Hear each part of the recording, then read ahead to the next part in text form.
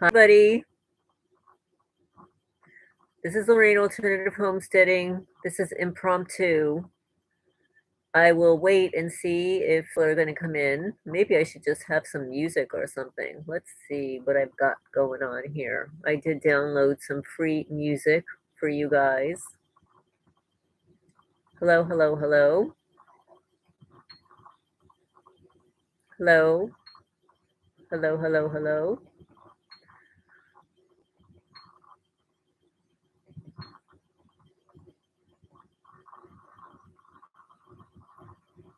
Hello, hello, hello.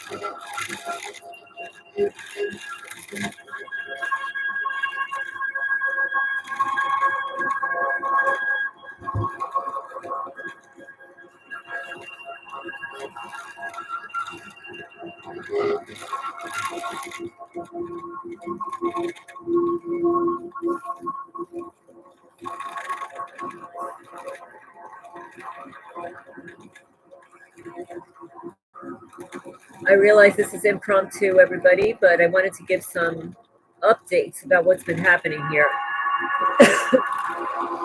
I was going to get on sooner, but guess what happened? I was sitting at my laptop watching another YouTube creator, and some radio frequencies came in and just knocked me out. Typical. They always do it after I eat as I'm resting. But anyway, I believe, and I know that this is recorded, so even if you're not here available in the chat, you will be able to listen to this later. After reviewing where the chickens were that disappeared, and that I actually saw one of the German Shepherd dogs eating my barred rock,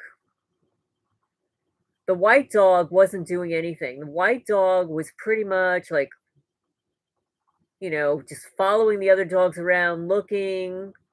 It was not, it was not aggressive, but it was running around. And of course, when you have three dogs together, that is a pack. You never know how a pack of strange dogs are going to behave, especially two German Shepherds. And in the moment, I did not know who the German Shepherds belong to. I just know what I know about German Shepherds. They can be police dogs. They're groomed to be police dogs. They are very active. They look like they were young, on the younger age, maybe a year old or maybe a little bit less. They were thin. The white dog seemed non-threatening, but nevertheless, with three dogs there, it was a threat. They were chasing my chickens everywhere. The guineas were cackling like crazy. The roosters were crazy. And I noticed that my rooster, Henry, was probably trying to save one of the girls because his back feathers are missing. And you could see his tush there, his hind quarters there, red, because I saw his feathers on the floor. And his tail feathers, were on the same route as where the dog took the barred rock. So he was trying to chase after the dog, and he got bit in the hindquarters. And as that's happening, on the other side of the first chicken coop, a buff Orpington, an orange, a beautiful little orange girl was stolen. Her feathers were everywhere, but I did not see her. And that was really weird. Like, these dogs were hungry, and one German Shepherd was actually eating the barred rock. There's a photo of that.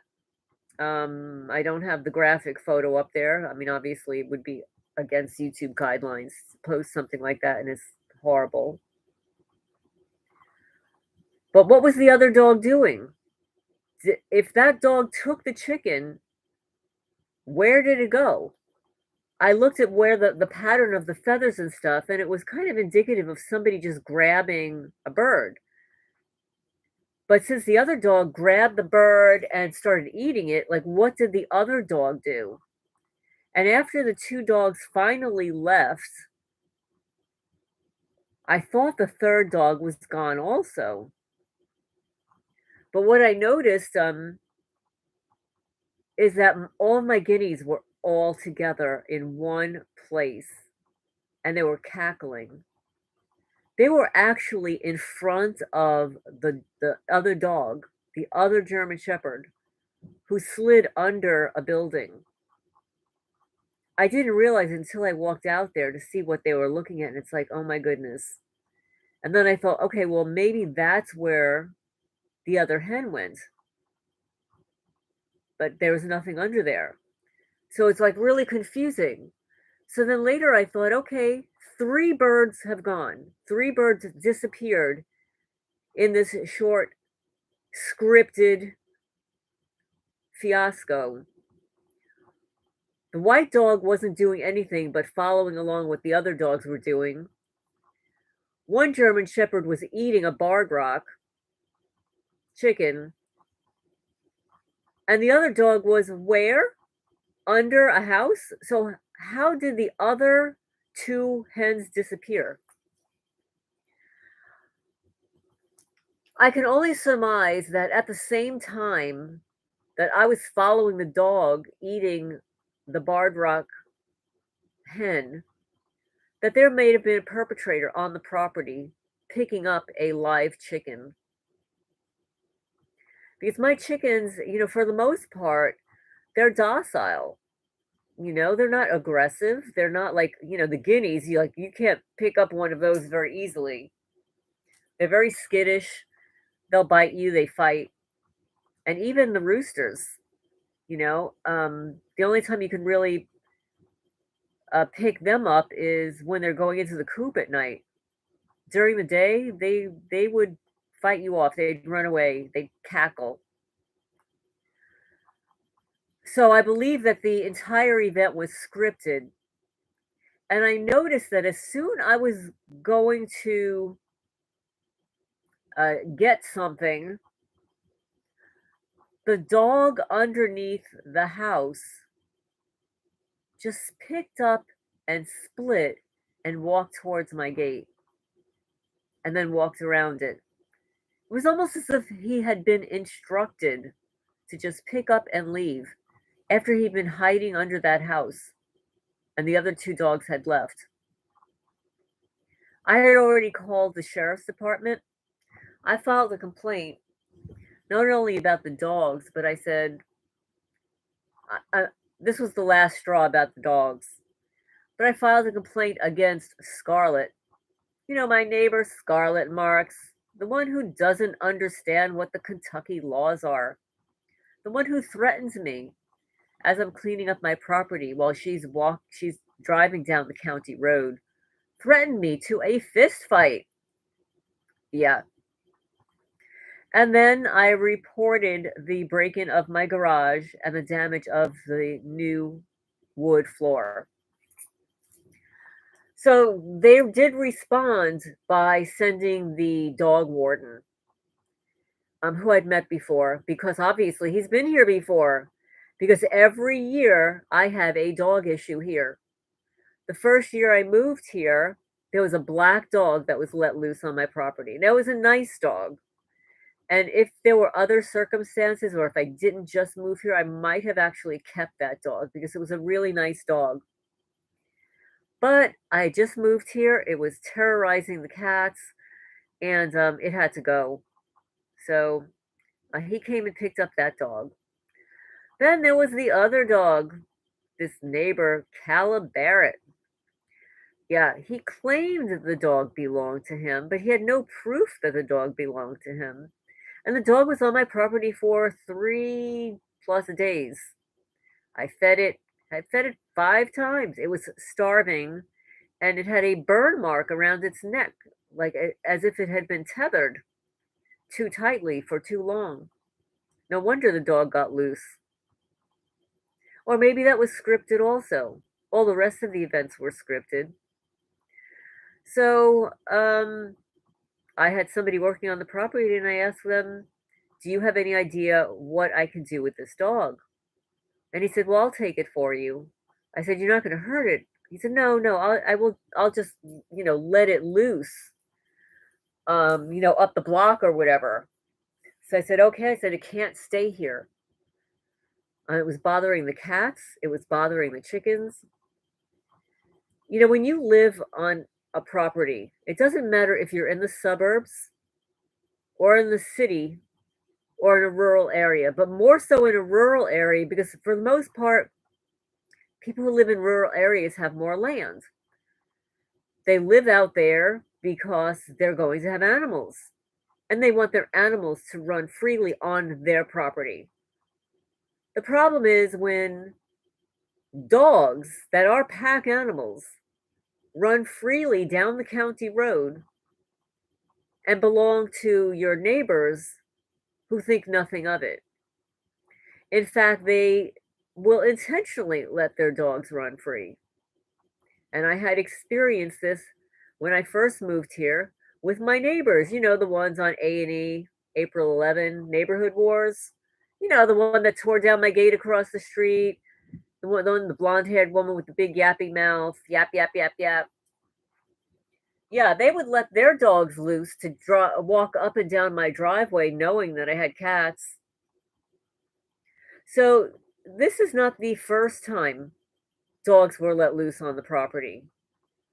But ironically, I never hear of other neighbors or in the paper even of dogs running loose on other people's properties. Maybe because, the Kentuckians around here, if an animal's going to run loose on their property, what are they going to do? They're going to take out their firearm and kill it. That's what most people do around here. I know in New Jersey, it would not even be a thought. The first thing somebody would do if they saw a stray dog is call animal control. Because New Jersey has very strict leash laws. If your dog gets loose, even if it was an accident, it ran loose and you're running after your dog. And if somebody calls in between the time that your dog runs out and you catch it, and animal control comes, you're going to get fined. Yeah, you will be fined.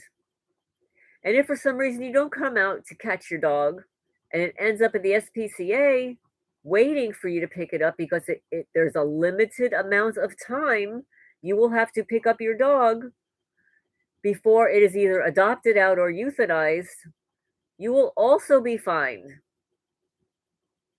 But here in Kentucky, there are no leash laws. I find it bizarre that people let their animals run free. And I'm not talking about cats. Cats wander around. They're not destructive. They're not going to go onto your property and attack your dog. um and my cats pretty much stay here. They've got enough lands here to hang out here. And they do. They hang out on the porch. And they cohabit with the chickens. They don't chase the chickens. They don't eat the chickens, even the little ones.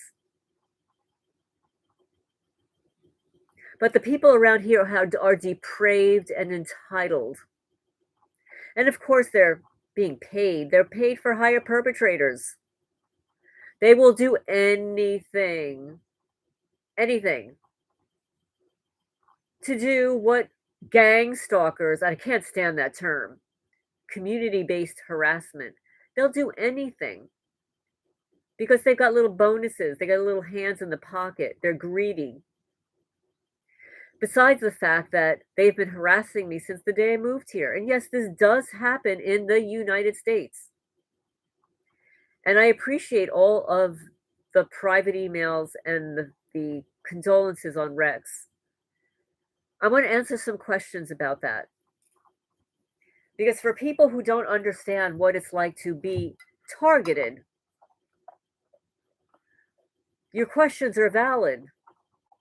But when it comes to being a targeted person, your pets appear to be free range for these psychopaths that think it's fun. They get giggles out of it, out of tormenting an animal, which historically and statistically is the number one indicator of psychopathy and a predictor of criminal behavior. You start interviewing people in prison and they'll tell you that, yeah, I tortured animals as a child. It's the number one factor psychologists and psychiatrists look at as a predictor of future criminal behavior. Because those people tend to escalate from torturing animals to harming humans. So that is the answer to one question. Other people have asked or have stated that once the animal is on your property, you have a right to defend your property. You're absolutely right. It totally took me by surprise, which is what these people do. They script this. It was scripted. I wouldn't be surprised if they knew that I was going to call the sheriff's department. I would not be in the least surprised. And how I know that it was scripted is immediately, literally immediately after the dogs left my front gate. The white car with the black windows drove by, but fortunately I have got a photo of the person. I never knew who the individual was in that vehicle. It is a man. I don't know if it's a man all the time driving the vehicle, but it was a man wearing a green shirt. And I guess if I do a little more examination, I will find out the license plate. If I find out the license plate number, I can post it online and find out who's driving that vehicle. That vehicle immediately drove by. Then there were several more. There were 2 trucks. Immediately drove by, pickup trucks. They may have been coming from the local camp. But it was just ironic and too much of a coincidence that they all started driving by approximately the same time. So, and I saw like there were 3 people in the chat. I'm sure you're just listening in because nobody has written anything in the chat box. I mean, it could be that you hear me or that there's a chat and you don't hear me. If you don't hear me, please write something in the chat. If you do hear me, write something in the chat. You just type yes or no. Because I'm not seeing anything right now. I did play some music in the beginning. Let's see if we can play it again. You can tell me whether or not you hear this.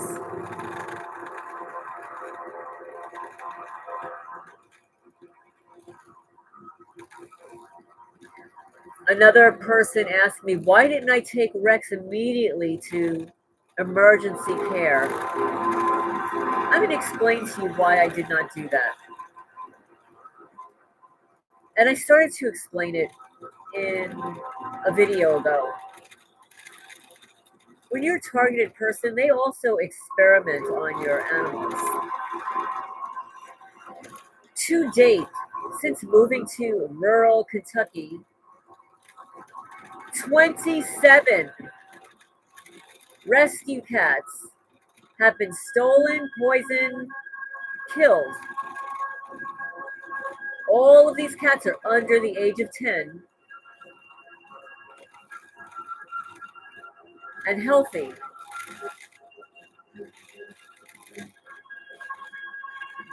I spoke to Dr. Stanager back in New Jersey and explained to her what was happening to my cat's bear.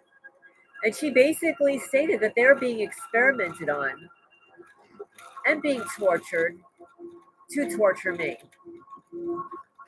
And she said, don't feel bad that you couldn't do anything more for them, because it is designed for you to try whatever you can, but they're going to die anyway.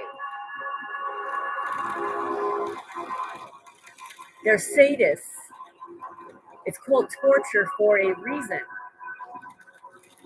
They are sadistic for a reason. They do not intend for your pet to live. What they did to Rex was so atrocious. He could not stand. He could not walk. He could not walk to the litter box. He was urinating all over himself. Even if I held him up, I was holding him up to the water. He would not drink it. I brought food to his lips. He would not lick it. He was in pain. He was going to die, and I knew that as soon as I saw him. You don't go from being a completely healthy, vibrant animal to being paralyzed for no reason at all. It was done intentionally. Maybe they were experimenting, weren't exactly sure what was going to happen to him. He's a huge cat.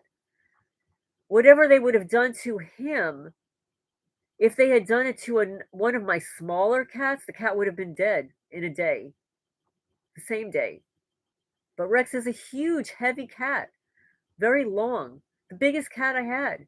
In fact, I've had, I don't know if it was UPS or Federal Express, see Rex walking around outside and pointed and said, "This is recently, that is a big cat."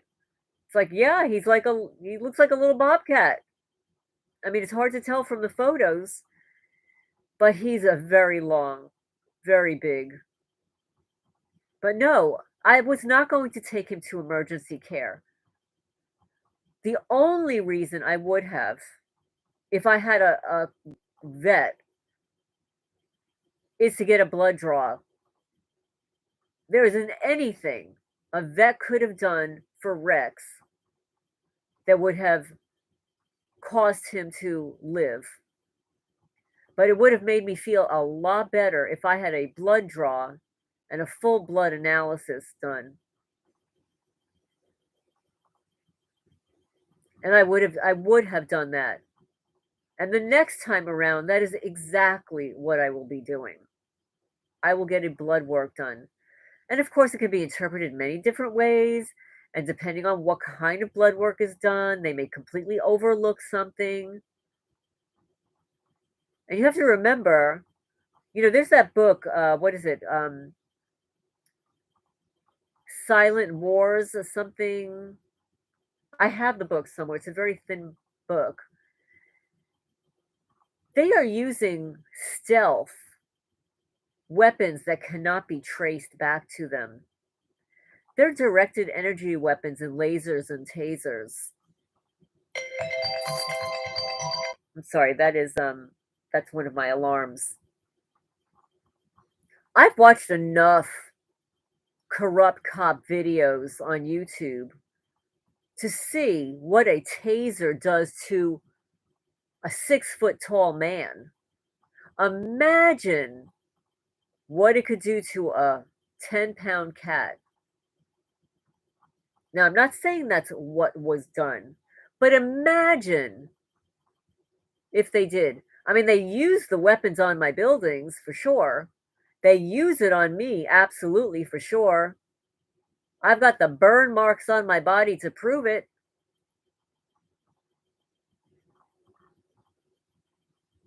And they did burn. They love, I don't know what it is with these sick people. They love to burn the butts of animals. Yes, they do.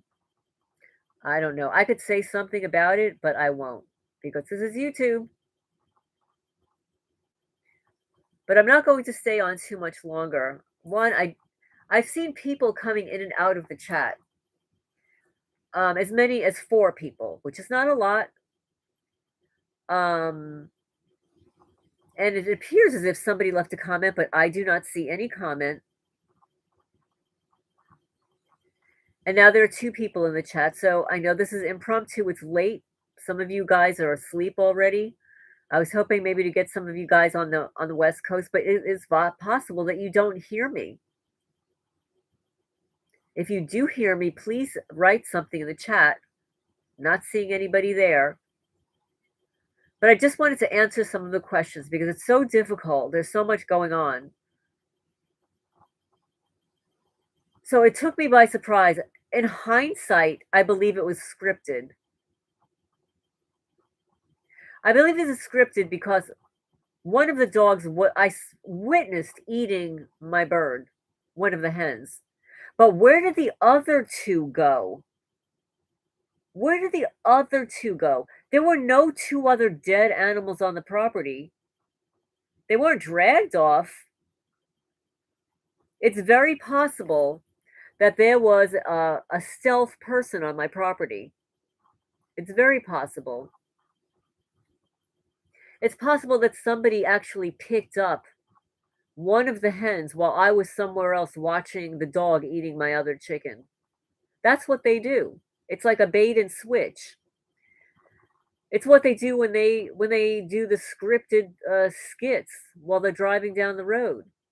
They always have the lead car, then they have the car in back of that vehicle to watch your reaction to the first car, but also signaling to the person that's usually stealthily on your property breaking into your house while you're watching this little skit go by.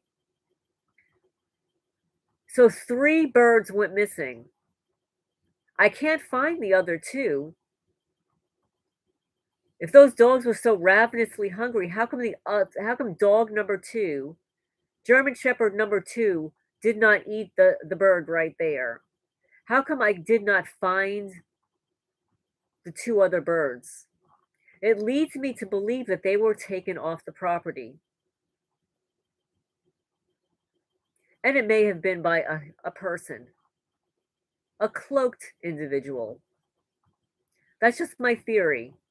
I could be wrong, but I know the way these people roll, how they operate. And also to mention something Karen had written, that I said that it's not the neighbors. Okay, you took it out of context. There are some things absolutely the neighbors are doing. They're absolutely trespassing my property. They're absolutely harassing workers on my property. I've got the proof. I've posted videos about this. They absolutely break into the outer buildings. I'm not certain that they're in my house. I think that there is a different group of people that are doing that because the types of things that they do are indicative of somebody who has been skillfully trained. I'm going to tell you that I don't think that, at least the neighbors that I'm thinking of, because I don't know all of my neighbors. I don't. I only know a couple of them. I see people driving back and forth. There are people that work at the camp. I don't know who they are. And because of so many of the people driving these new vehicles with blackened windows, I can't even tell if they're men or women in the cars until I caught this one today. Now I don't know now I know it's a man in this beautiful white vehicle with black windows. And of course, I know the local neighbors, I know the vehicles they drive. They drive them back and forth every day. So I know it's them. But there are people that live around here I've never seen before, or at least I don't think I've seen them. I don't socialize with these people. I don't attend a church where I might see these faces.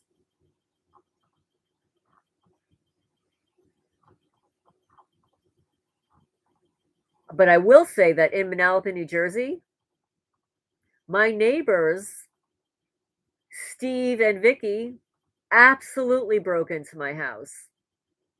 They absolutely were in my house. And then they had a guy that drove there from time to time from Connecticut. He looked like, how can I describe him? He was like a bald-headed guy.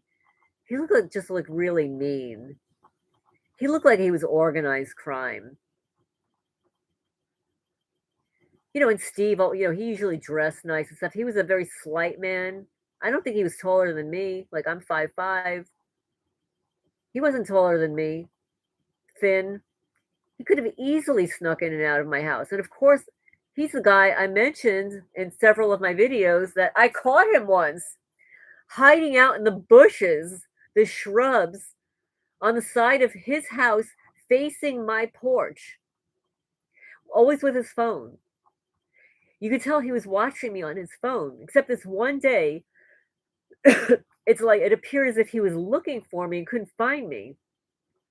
That's because I ran from my my yard through my house into my garage to the front of my garage, and I stood there and I peeked over and I saw him looking at his phone, hiding in the shrubs, and he was waiting to jump onto my porch. But then he saw me and he got all chickened out and he split.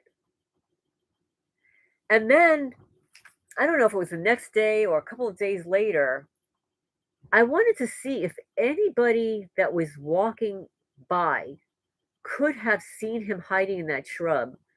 So I walked across the street and I faced his house and I kept walking back and forth a little bit. It's like, you know what?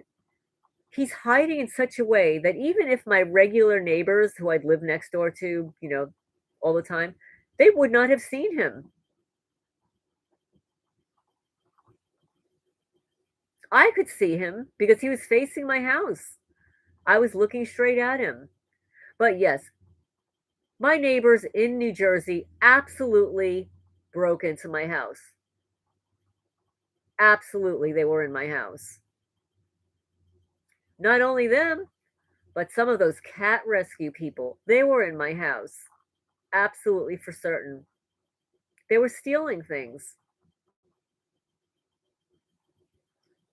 My neighbors absolutely trespassed my property.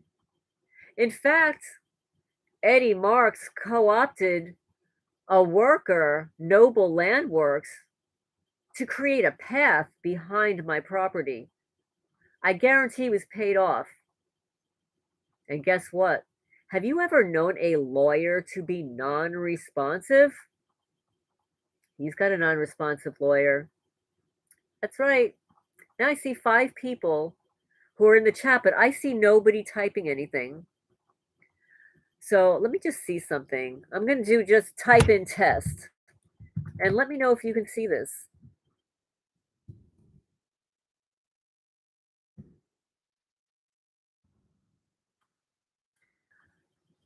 But yeah, I'm not saying that the neighbors are not breaking in. The neighbors could have broken into that garage and damaged it. But the types of damage that are happening here is exactly the same patterns and symbols as were in New Jersey. So either they're trained to perform the same type of vandalism, or there are people that have come here from New Jersey that are living around me that I don't know who they are, and they do move people in next to targets, absolutely for certain. But I don't know who they are. So,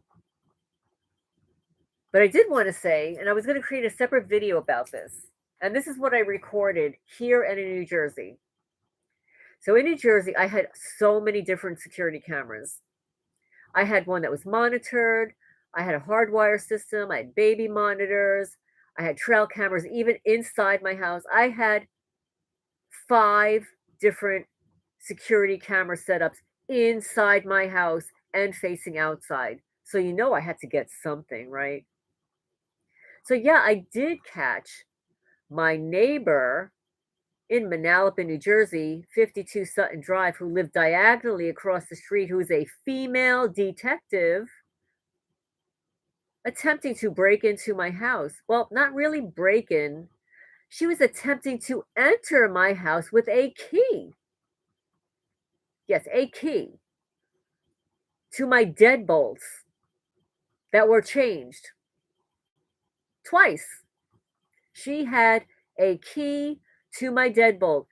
My cameras caught click, click, click, click, click, click. Actually, those videos are posted. They're they're posted on my channel. Click, click, click, click. Could not get in. So what did she do? She had to leave. She had to go back to her house diagonally across the street.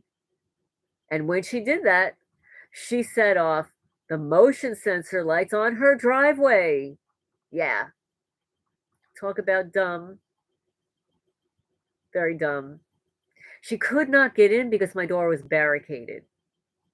I had a bar on the door, and I also had a piece of furniture loaded. And this was a pain in the butt to move every day to get out of my house. But it was a piece of furniture, hardwood furniture, loaded with cans of cat food. Lots of cans of cat food. It was really heavy. Yeah, so no, she was not getting in. And then on my slider door, and this is for you guys, if you have a slider door, I don't have one here. But the slider door, I figured out that they were actually taking off the track. They were physically removing the door during the day. So what I did is not only did I put a lock on it, like a deadbolt, but I had it pinned into the frame. So, I mean, you'd have to actually break the whole thing down to get in at night. And that's what I did on that door. So that door ended up having 3 locks. And then you go to the windows. Yeah, they would come in and leave a window open, a window that I would never open or keep unlocked. But yes, they would come in during the day through the garage.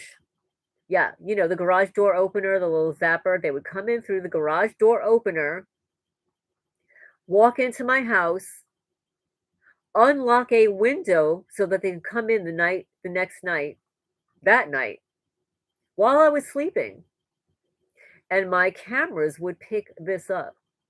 They would pick up sounds in the house that were not the cats. And some of the sounds go like this. I don't know if you're going to be able to hear this.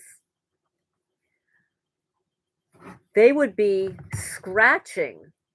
Let me see if I can get something to scratch on so you can hear. Here, I've got an emery board. You would hear them doing this.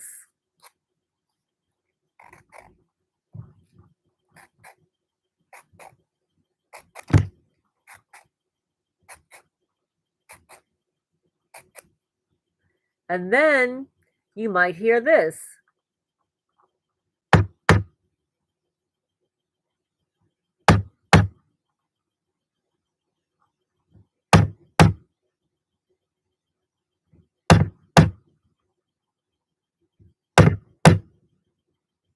Or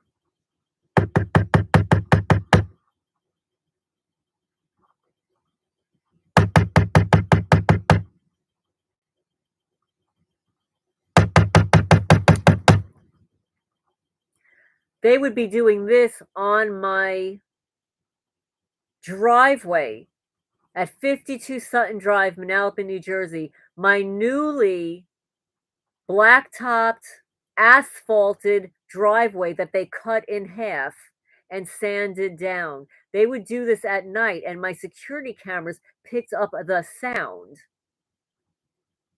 of them doing this every night.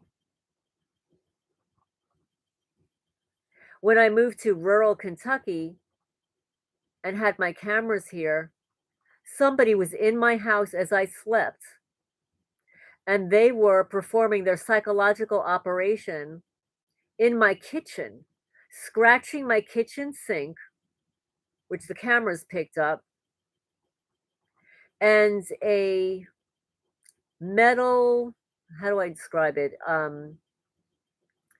It's like this little shelving unit that I brought from New Jersey, but I was using it to store dishes on. And it was very smooth. It was painted like a whitewash paint.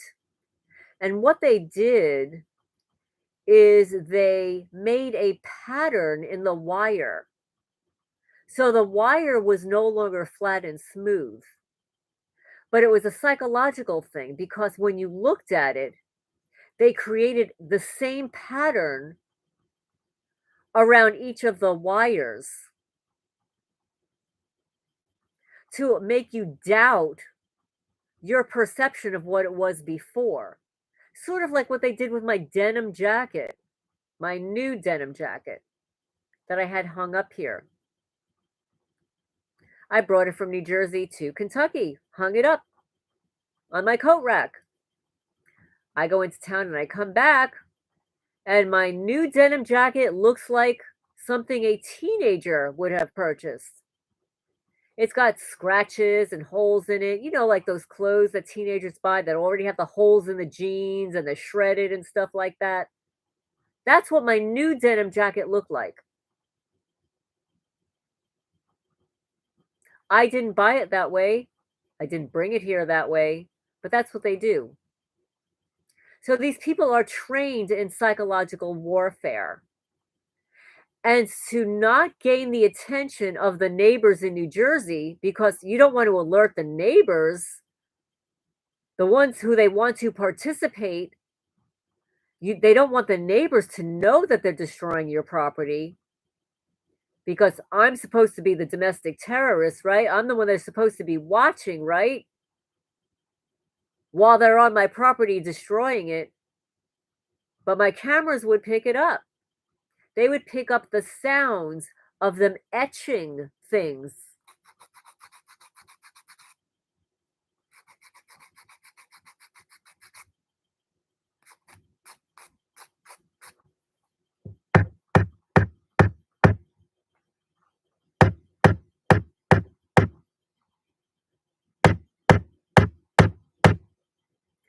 Now, if a neighbor is sleeping, they're not going to wake up to something like this. I wouldn't wake up to something like that if I were asleep, but my cameras recorded this every night.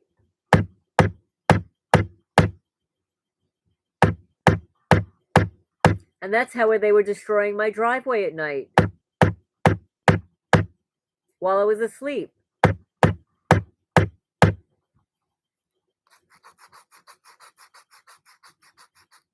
I see that there are 5 people, but nobody's writing anything in the chat. Can you hear me? Can you see the chat? I'm sure I'm going to get some emails or questions or whatever later. Maybe you're just all perpetrators. Maybe you're just the neighbors. But yes, my cameras in New Jersey recorded those sounds. All of those sounds. I don't know if you could hear them. But this is what they do and how they are destroying your property. And so I do believe that the neighbors are involved. But I don't think they're given all the tasks.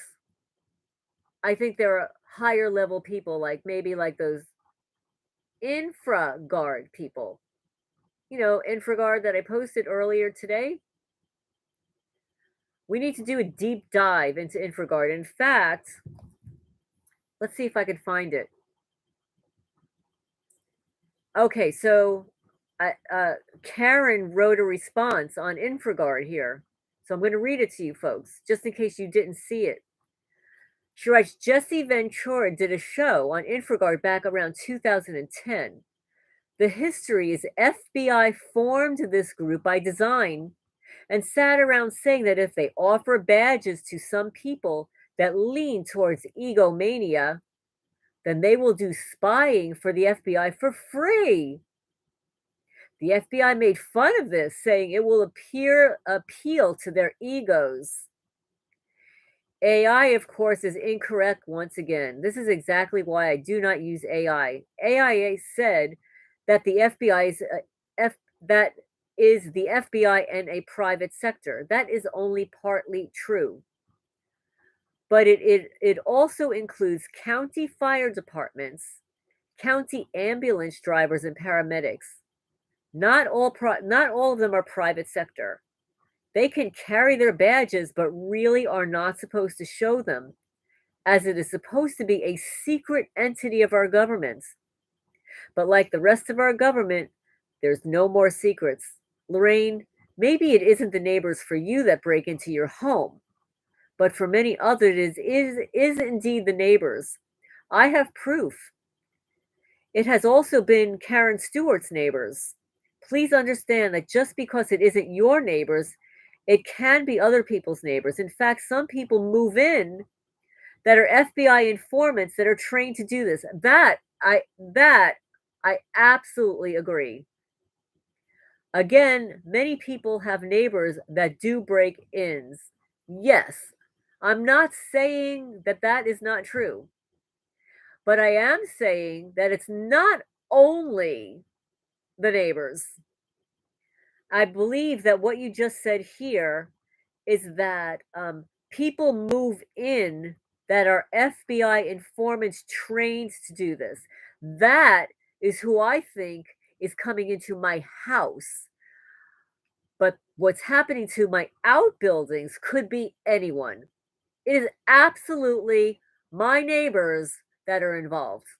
And remember, my neighbors have adult children. And one of which, the one that stuck his middle finger up at me? Yeah. So I absolutely agree that they all have different parts of it, different parts in the break ins. There are certain things that they'll give to the neighbors to do, and certain things that they'll give to these FBI informants that are trained to do it. And I absolutely know for a fact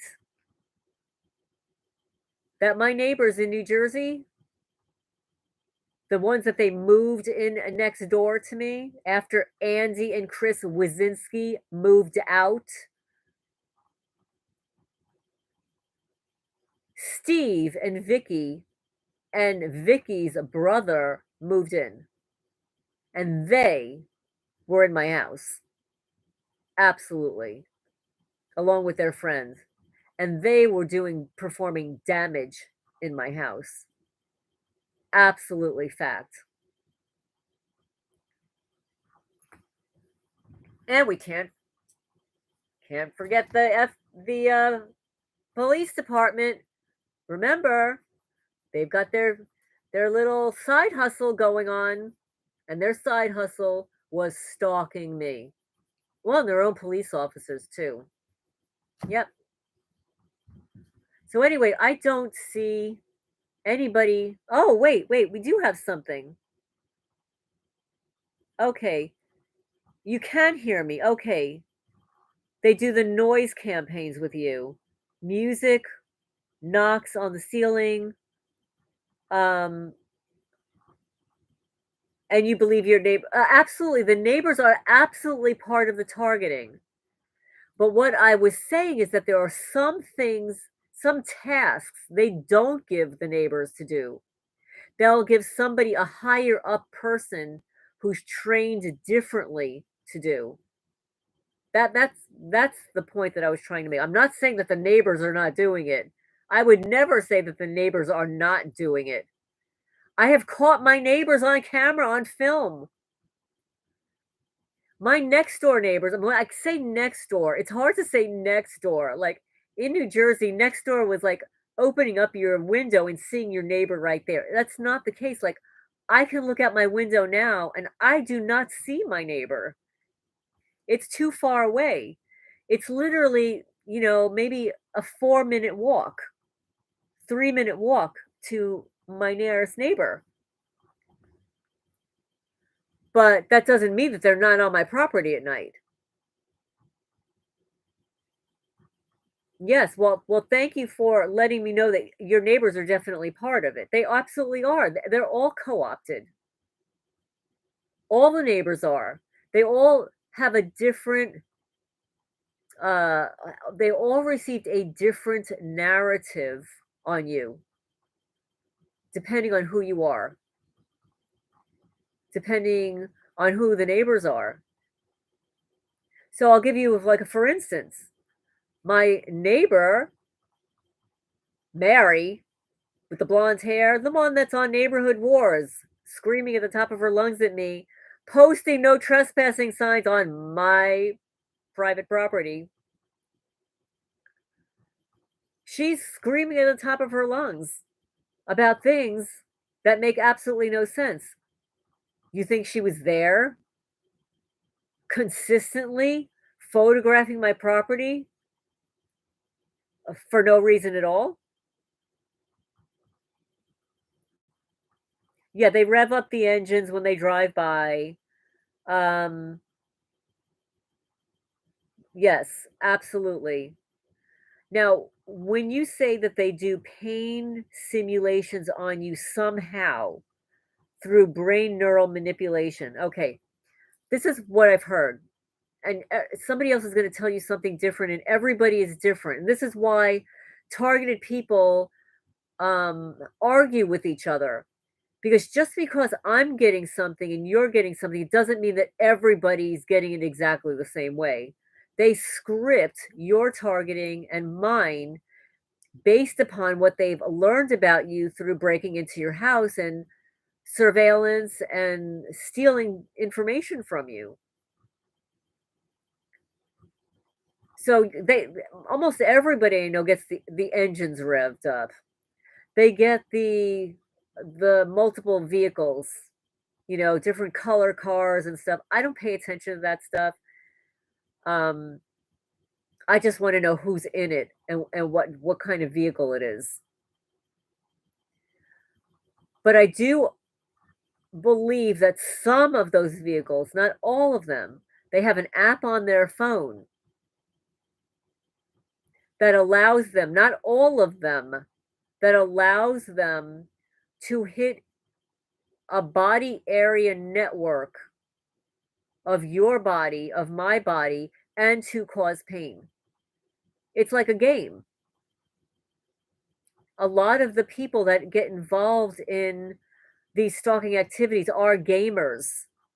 Gamers typically are, have addictive tendencies. They're obsessive and compulsive. They tend to stay up all night long playing games. I don't know, when I see those video games, advertisements pop up, I find them to be incredibly annoying. Maybe that's why they pop up for me. I don't know how people play those games. It's such a waste of time. But they are gamers and they actually advertise. They actually advertise. I think it was the Department of Defense. I posted a video about this. These young people thinking it's so much fun using their directed energy weapons with a joystick, right? They're using a joystick like they're playing a game, like they're playing a video game, but they're playing with a weapon that can kill you, that can kill an individual. But I can attest to the fact that I'll be on my field, and this happened to me was last year, the year before. I was on my riding lawnmower, and somebody hit me from the road with something in my upper arm. And when I went into the house later, there was a red mark on my arm, and the next morning, I could not lift my arm. And this was the night or a couple of days before I was going into court with my neighbors. I was filing for, like, a restraining order, an order of protection, and about their vandalism and stuff, and, of course, the judge is all in on it and does nothing.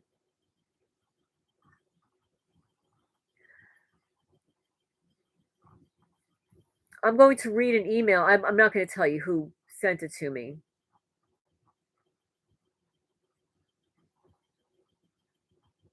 Let me get it here. Let's see.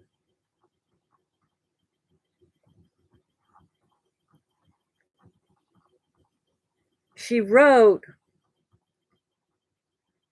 "When they attack our animals and us, their goal is to lower the vibration of the planet, of us individually. Their goal is to lower the vibration of the planet so that we don't sync with the sun."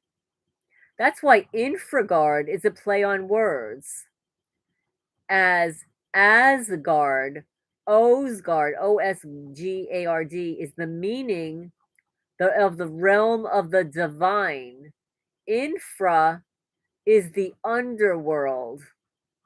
They are everything UN. Look up or the UN, right? UN. It's all about destruction of nature and the original creation. She says, "It appears as if some malignant program has infiltrated human minds like a virus. It has set up an infrastructure all over the planet, and the sun is its major enemy because it can take down all of the infrastructures. Therefore, infraguard, our blood connects to the sun, and they need to keep us in a constant state of dis-ease and low vibration." She says, "I know it's hard to stay in the chakras above the belly button. They need you in anger and fear. They're also constantly recording all your words." Oh, good. So Carmageddon is on its way every day. You low life pieces of crap. Karma's coming for you. I'm sure your parents are so proud of the work you do. And then she says, "Well, it will be over by 2028. I don't know where she got that information from. It'll be over.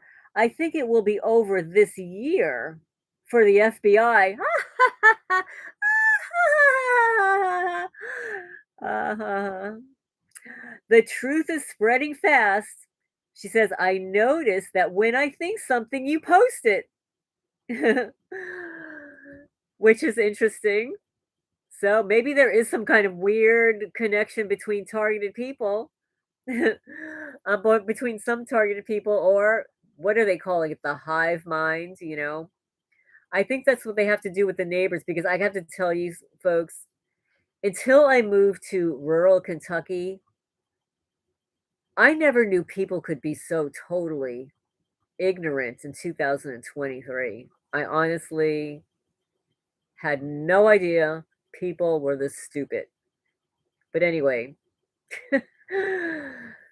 I I don't know. I it just baffles the mind. It just baffles the mind that people engage in this kind of behavior. This is like, first of all, I didn't experience this in junior high school, or even grade school. People getting bullied and stuff like that. I mean, I would see it happening to other people. But as adults, this is insanity. As adults, when you are an emotionally mature adult, if you don't like someone, you don't deal with them. I mean, unless of course it's a business situation and you have to deal with them. If you're a neighbor, you don't actually have to deal with your neighbors. You don't have to look at your neighbors. You don't have to interact with your neighbors. But what they do is they force themselves. Hi, Jonathan. I'm just reading what you're writing here. Can I read it out loud? I'm going to read it out loud, okay? So Jonathan says, I called out my Masonic father, who is a, okay, thank you, who is a 32nd degree Mason and Shriner. That's when the TI stuff and spotting perps started, as well. Oh, in the state of Kentucky. Oh, yes, yes, yes. We have spoken before. Full of Masons and low income informant perps. Thank you. Thank you for that information. Well, thank you for that, Jonathan. I caught my neighbor, the one whose wife threatened me last week at 7 p.m., who I just reported to the sheriff's department. I don't know if that's going to go anywhere because the sheriff had a baby with her daughter. So it's all in the family. Yeah.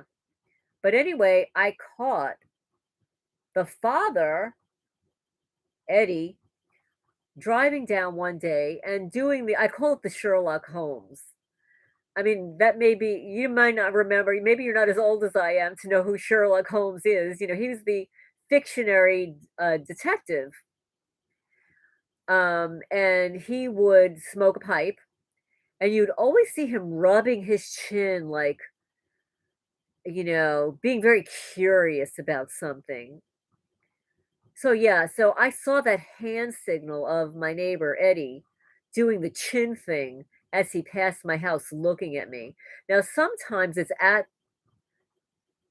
yes, elementary, my dear Watson. Yes, yes, that's it. Yes.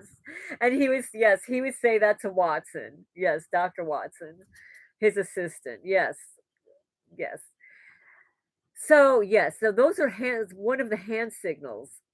So now what I've read about it is that it could be a hand signal to someone that's watching him, or it could be the hand signal directly to me. I mean, it could be a combination of the two, but I caught that. Now I have to wonder, I've mentioned this in a couple of my videos, that the former owner lived here for 30 years, just the way I lived in New Jersey at that house for 30 years. The former owner used to have meetings here. The pavilion building that I enclosed, would put in a new roof and stuff and closed it in, is where he had like religious meetings, all kinds of meetings. When I was tearing down his mobile home trailer, I found membership cards for the Eastern Star. The Eastern Star is the female division of the Freemasons. So there might have been others around, but as soon as I saw that, I got rid of them. I don't know if I burned them, tore them up. I just I didn't want them around. But it occurred to me that the former owner also drove his antique vehicle in a local parade. And I don't know if it was a Shriners parade. I don't know if the former owner was a Freemason. I don't know. All I know is he was a great guy. Everybody allegedly loved him. He was well known. Everybody had nice things to say about him, like he was the nicest man, always dressed to a T, good to everybody, generous, kind. So I don't know, maybe he was, and I don't know if that means anything. I've heard from other people that sometimes, you may be placed in this program because of somebody that you know having been involved.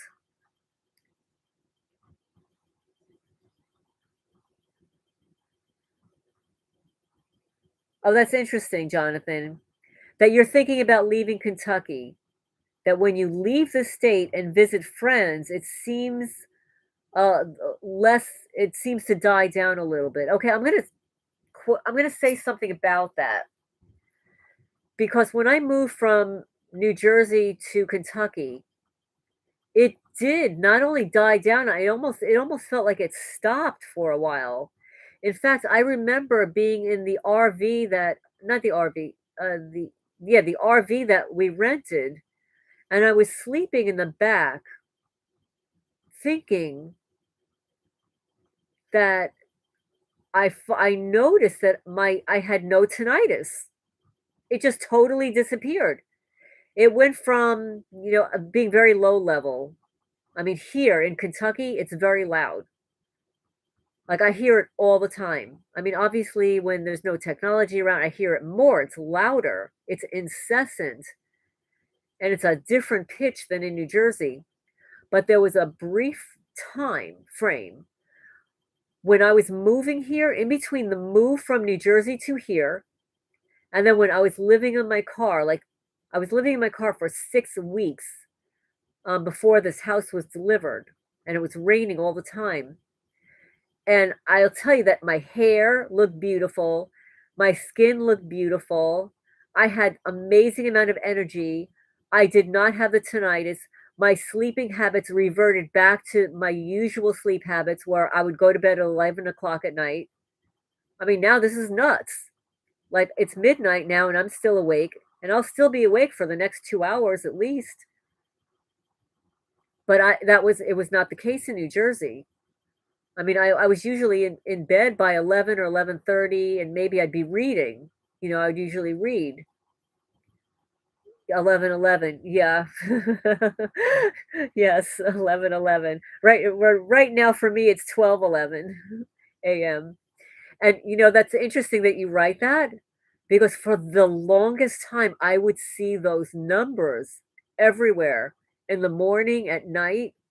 I'm gonna tell you how diabolical and insidious this program is. So, yesterday, I had a client. I had to reschedule this client from last week, because of everything going on, and but I rescheduled her for yesterday for 3 p.m. I was supposed to call her at 3 p.m.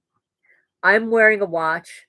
I have a clock in my nonprofit building, and obviously my stove has has a clock that's digitally programmed, and my laptop, and the digital programming of the timing is updated all the time.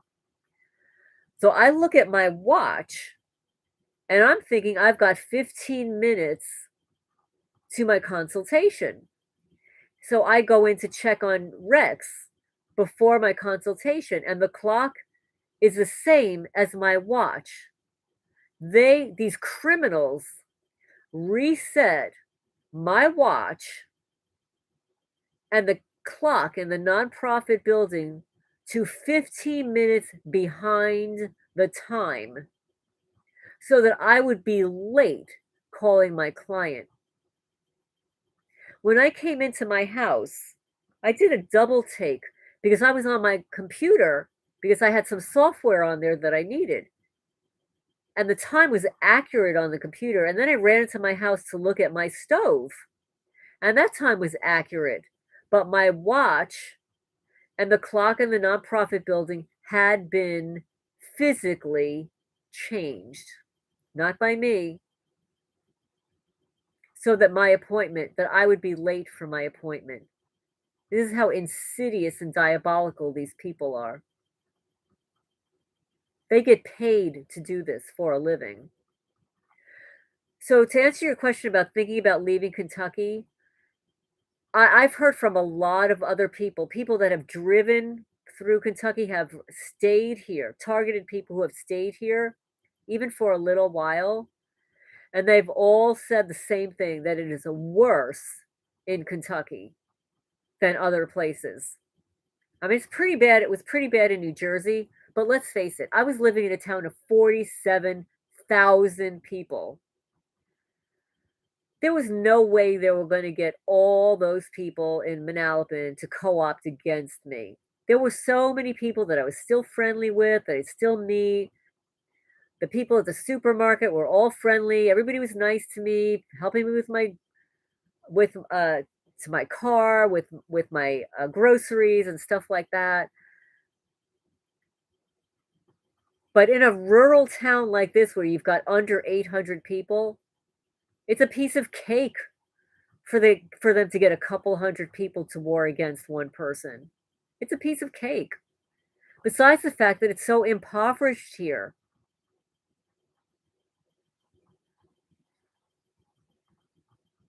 Oh, that's really interesting. I don't know that. I'm not familiar with that. But if you say that you have a friend that says it, then that's probably true. And I'll read out loud what the comment is. So Jonathan says he has a friend that says Kentucky and the feds work hand in hand. He's been to jail before, so he knows this stuff about that. Okay, so, I mean, I don't know, but if you're saying that that's true, it's very possible. Um, Kentucky is a gun state.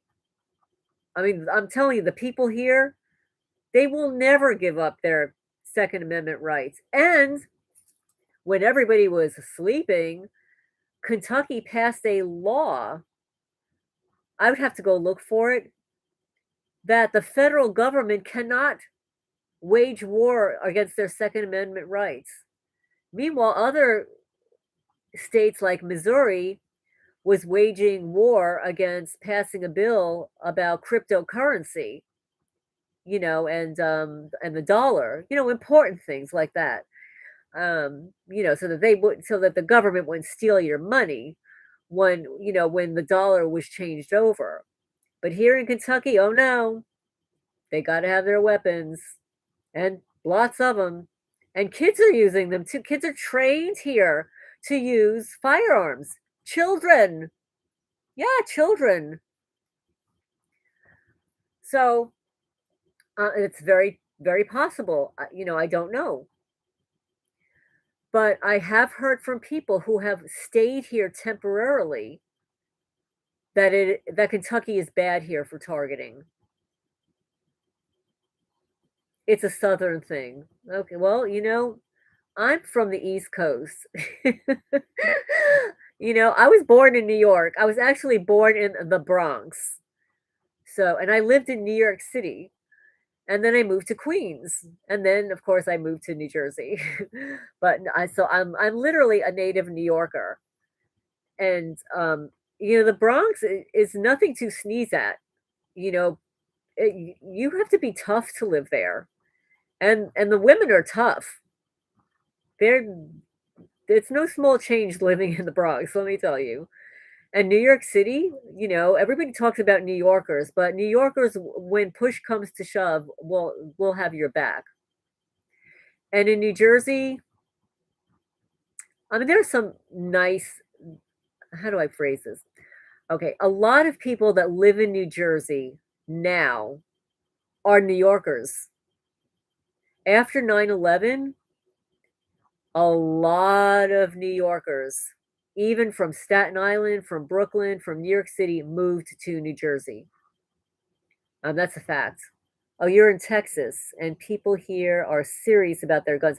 Well, yeah, Texas too. Texas is another one. Yeah. Yes, street smart. Yes. Yeah, that's a very good point. That's a really good point. You have to be street mark in the city for city folk, but out in the South, it's field smart. That's a really, really good point. And that's why some of my perpetrators, in order to signal each other across my property, they hoot. They have animal calls. They will actually call across my property as if they're animals. I can tell the difference because one, I'm an animal lover. Like I grew up watching, National Geographic and Lassie, all of the animal shows and stuff. Like you could tell when it's a real animal and when it's a fake. And they are fakers. And the way you get them to stop is by imitating them when they're doing the call, that hoot call across the property, they stop. So yeah, so they are field smart. They live you live in a forest. Okay? The first time the first time I heard bobcats doing it across, my property, I'm like, "What the hell is that? Like, what is that? I have never heard that before." And my friendlier neighbor, I said, "Could you tell me what that is?" And she said, "Oh, that's just the bobcat." It's like, "Okay, like as long as it stays there, do its thing over there, that's fine with me." And the same thing like with the snakes. Like we don't have those kinds of snakes in New Jersey. Like if I saw a black snake, that's all I would see is a black snake. But here you see all kinds of snakes. And as we're talking here, I've got a helicopter flying across the property. Come on over, join the party. There it goes. Just passed over. Yes. Yeah. So, oh, you live near there. Oh, okay. Okay. I live in Jackson County, I'll just say. I live in Jackson County, which is east. It's more, I guess, more southeast, more eastern. Um, oh, yes, yes. Berea is nice. That's like 35, 40 minutes from here. I was actually supposed to move there. I was supposed to move there. That was my goal. And then there was another place I wanted to live. I was looking at houses there, and then what happened was when my house in New Jersey finally sold, a lot of the houses that I was looking at went under contract. Houses went off the market, and I think it was carefully orchestrated that I move here because I was not looking to move here. I hadn't done no research here. I hadn't checked into the weather. I hadn't checked into the lifestyle. I hadn't checked into anything as I did in, Berea. I mean, Berea, I would stay there. I stayed in there that historic hotel. Yes, I have thought about selling my land and moving. So actually, two parcels of my property are for sale. Yes, two parcels are for sale right now. They're listed for sale. Let's see. Kevin is saying he just discovered the surveillance stick has been going on for decades. Oh yes, yeah. Oh yes, yes. 60s, the 60s and the 70s. Well, I've heard people say that many of us are targeted for much, much longer than we know. Some people believe they're targeted from birth, but it just kind of amps up at certain times of your life. I don't know. I look back on my life and I don't feel like I've been very successful. Like literally anything I put my mind to do, I had successful businesses and then the cat rescue. It's when my targeting really started in 2012, and it was October of 12 that my I got my cat rescue, my not 501c3 nonprofit. It just happened to coincide with my targeting, which is why my first impulse was to believe that I was nominated by those people. Well, I'm a boomer.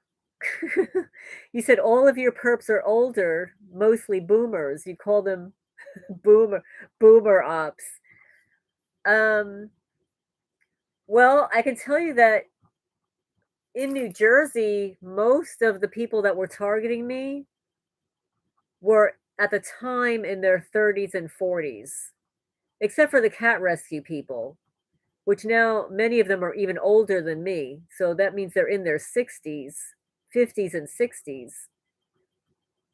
But the neighbors that they moved in next door to me that were perpetrators, I'm going to say they were in their 30s, like late 30s, mid late 30s. But I'm a baby boomer. I was born in 1958. So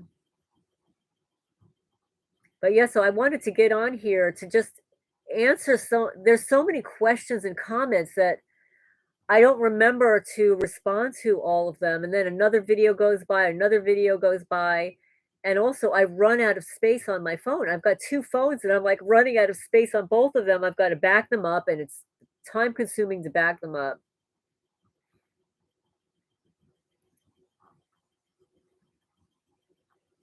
Well, that's interesting. That is very interesting, Kevin. Like, it was low tech in the past, phone tapping. If you keep bumping into former classmate or former neighbors or workmates, it's very likely they're perps. Oh, Kevin, you're a boomer too? Well, it's good to hear that there's some of us still around, right?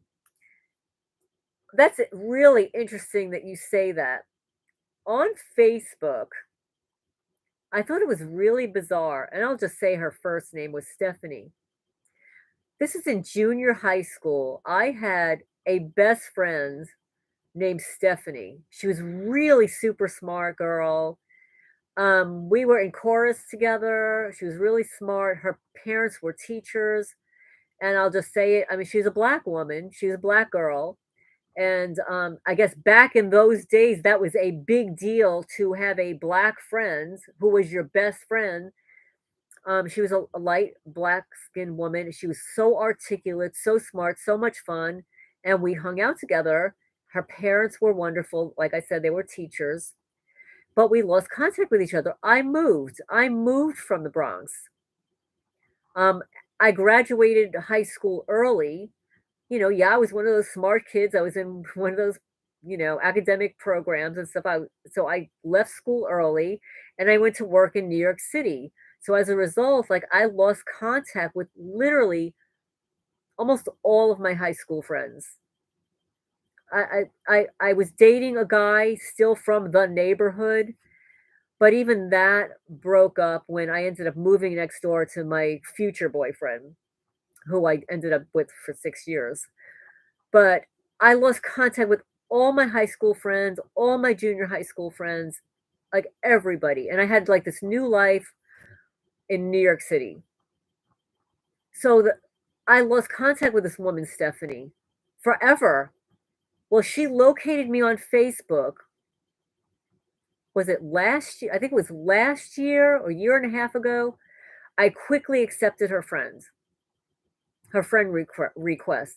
But then she was non-responsive to any messages or whatever. So I just unfriended her. I figured I have a feeling that she's just watching me or something. It was just bizarre that she wouldn't respond to emails or comments or whatever. So I just unfriended her. But thank you for that. When you bump into former classmates or former neighbors or work, that they're likely to be perpetrators. I believe that that's true. I believe that's why Stephanie contacted me. But now this is a curious thing. That goes back a really long time. That goes back to junior high school. I mean, I was a teenager. So you mean to tell me that these criminals contact people that I knew when I was a teenager? That's a long time ago. um, and if that's the case, then maybe that they are watching you from birth. I don't know.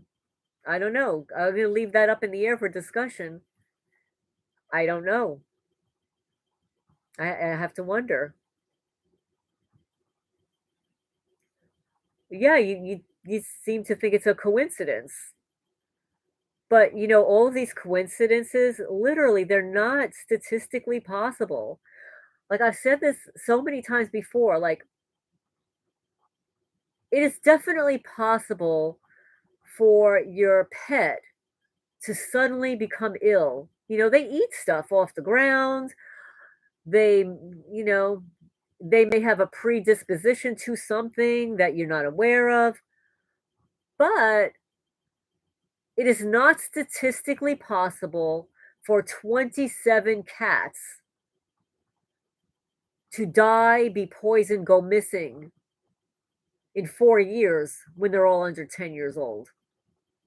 It's not statistically possible. It's not statistically possible that every time I go into town and come back to my house, that something is missing, moved, damaged, stolen.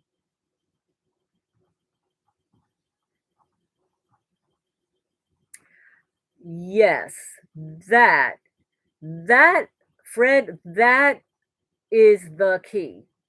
When they have a hostile look on you without reason, they are a perp and sold out. That was the second neighbor they moved in next door to me. I can't even pronounce their last name. I think they're from Kazakhstan. So after Steve and Vicky, FBI informants number one, who moved in next door to me at 52 Sutton Drive in Alabama, New Jersey, they moved a year to the date across the street. They sold that property to Perpetrators number two. And every time they looked at me, they had that hostile look on their face. And they're the ones that called the police on me as I'm walking up my driveway, concocted a story that I cursed at their infant child who was evidently in the trunk of their vehicle. I don't know. Yes, they're cold hearted sociopaths with the gift card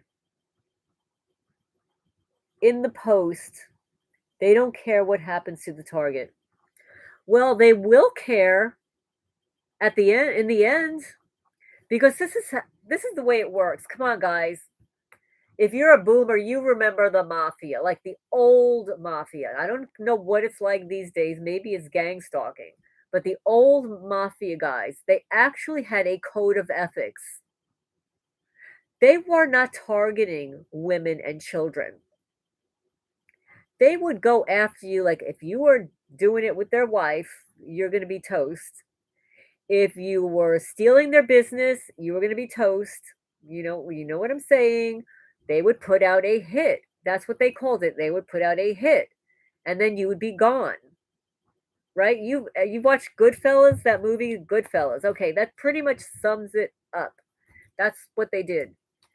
But they weren't doing it to women.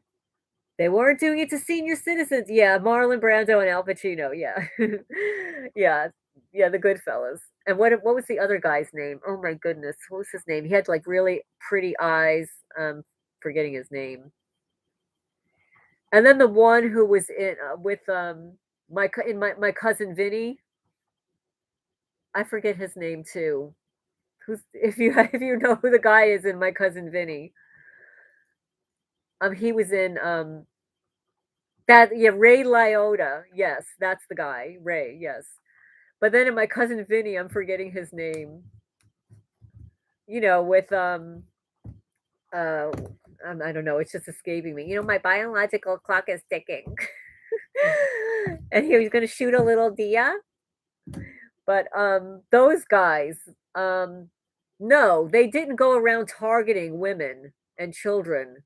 They had a code of ethics. They were just, fighting amongst themselves, for power and control.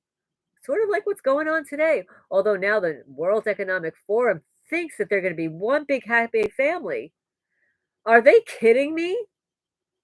There's always going to be one group that's going to want to be in control. You think they're all going to want to be in it together? And that's going to work? Please, that is not going, it's not going to work. It's just not going to work. They're kidding themselves. Yes. So the old time mafia guys, they were not like these guys today. Like, I will take the old time mafia guys over these criminals any day of the week. At least they had a code of ethics. Even if it was counterproductive sometimes. um, but anyway, we're getting a little off topic here, but the people who give you those dirty looks, who are suddenly angry. I watched a film that was recommended to me called, okay, there are two films. One is called The Cell, and one is called Cell. And I get them confused which one is which. Where they're at an airport, and suddenly people's cell phones would ring, and they would pick up their cell phone, like, to their ear. I don't know how anybody picks up their cell phone to their ear anymore. I mean, you should never do that. You'll get brain cancer.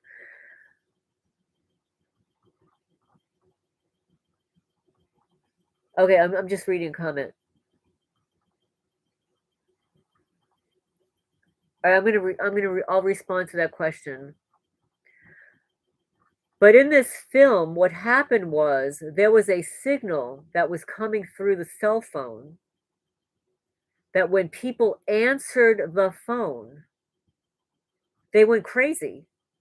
They would start to bleed internally, like literally bleeding from their orifices, and then starting to act out like the zombie apocalypse that people talk about.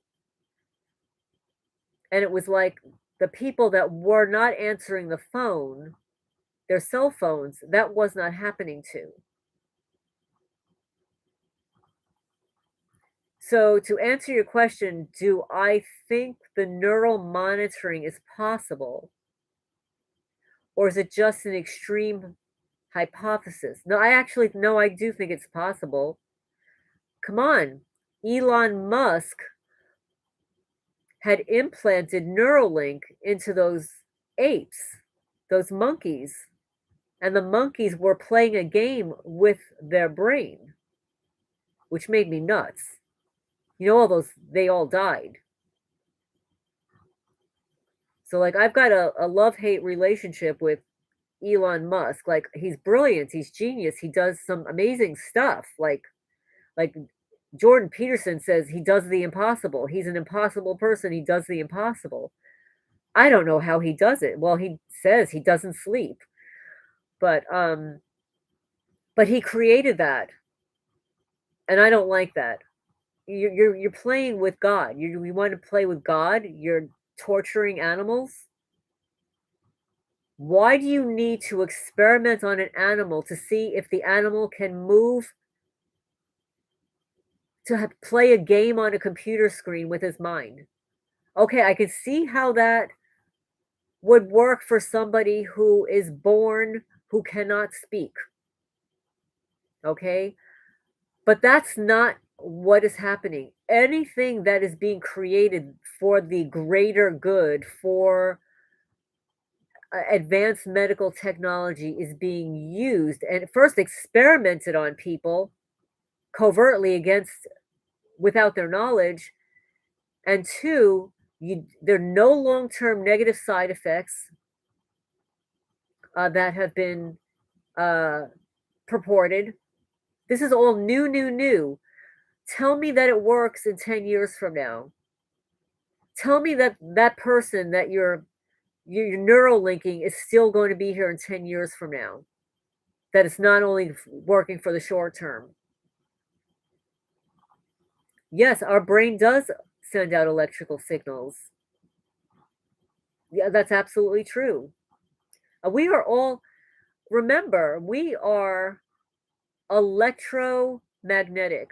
We put out an electromagnetic field. And this is why, okay, and we'll say it with people too, men and women, and not just interrelationships, not only romantic relationships, but with people who you become friends with. You know how when you meet somebody, you get a good vibe or a bad vibe, or maybe you don't get a vibe at all. Maybe it's positive, maybe it's not so positive. And what actually is that vibe? Okay, it could be your intuition, but a lot of times it is your magnetism, your electrical energy connecting with another individual's electromagnetic energy or their aura. Their aura. You know, this is that field around the physical person that some people can see. Yeah, they want to play God. That's exactly right. That's what they're doing. They want to play God.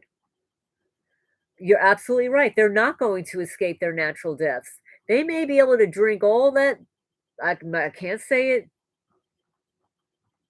I can't say it. They may be able to do all those things to keep them young, but they're still gonna end up dying.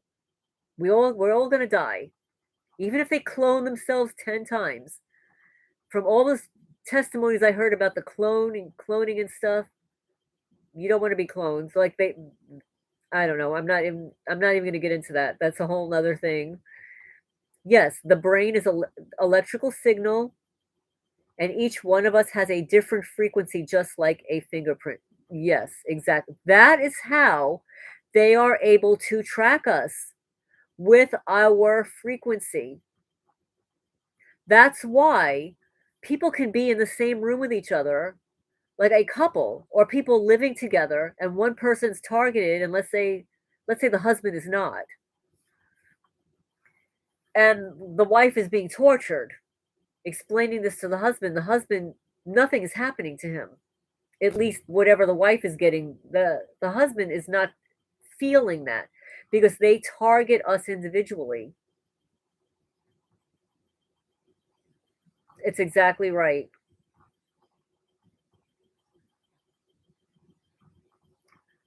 Let's see. It just seems yeah, well, you know what? When you're saying that the evil and wrongdoers prevail on this planet and the good guys and empaths suffer and endure. Okay, now I'm not a Bible person. I didn't grow up in a household with a Bible, and I had a dual religion household. So my perspective is very different, and I can't quote any Bible verses other than what people tell me. But from what people are saying that we are in the end times, like the time of Noah, and that there are going to be floods, there is going to be fire, there is going to be chaos, that we are going to see the most evil of the evil in the quote unquote end times.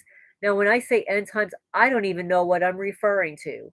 The end of one era and the beginning of another, the total end, the total catastrophe, a blowing up of the planet, I don't know. I don't know. I haven't thought about it. I don't want to think about it. I really don't.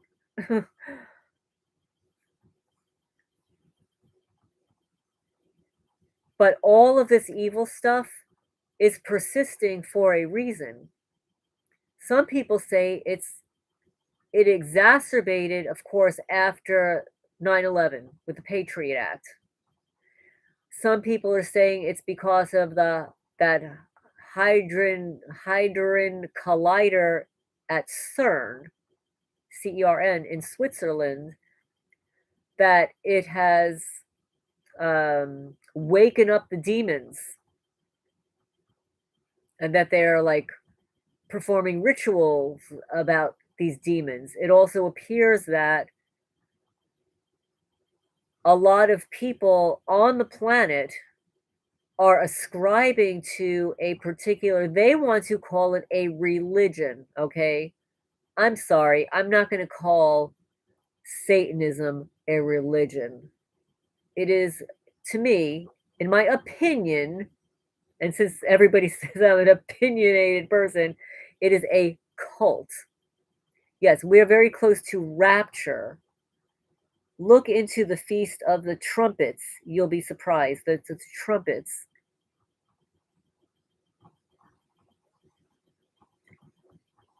It's interesting that you say that because I was thinking about the play on words about the Trump. It's the trumpets.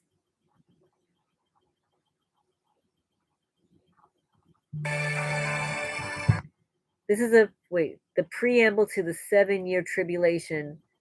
Gets saved in Jesus Christ. He takes the church, the body of Christ, out before the tribulation starts. The tribulation will be absolutely horrific. Well, Trump has Swiss blood, and so does Elon Musk. Really? Is that true? Oh, that's interesting. I didn't know that. I Elon Musk was isn't he wasn't he born in Africa? Oh, his mother is Swiss. Okay. Yeah, I wasn't sure what his nationality was. It was kind of hard to tell looking at him.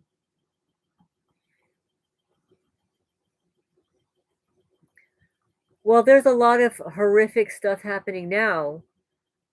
Has anybody watched the news? What's going on in Hawaii, in Maui? It was I don't know if I was crying in tears because I was dealing with like saying goodbye to Rex last night. It was like 1 o'clock in the morning after like giving a hug and a kiss and positioning him and stuff. I came in and then I see Hawaii totally burning,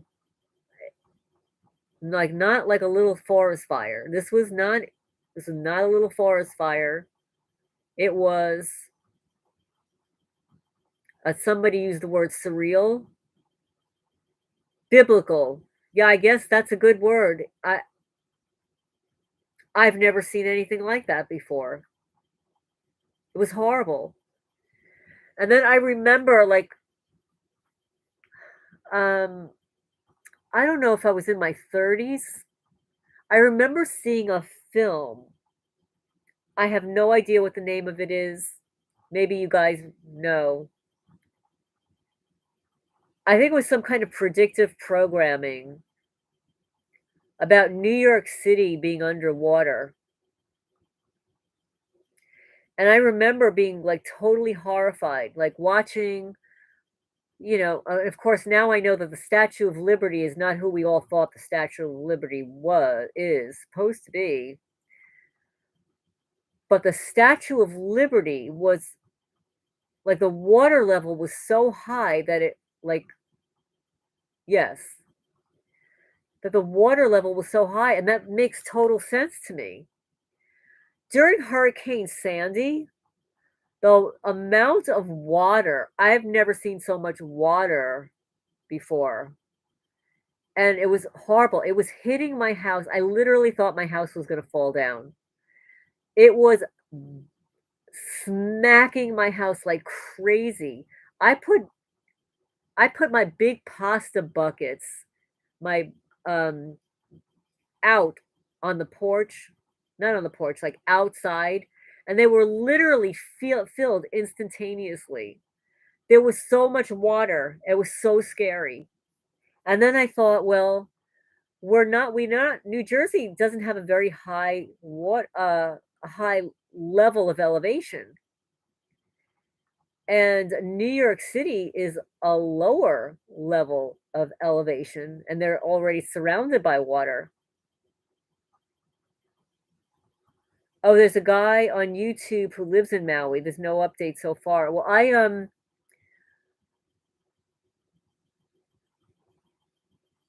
okay, I'm just reading your comments. That there's a brilliant Bible reader on YouTube, Cool Cat 7729.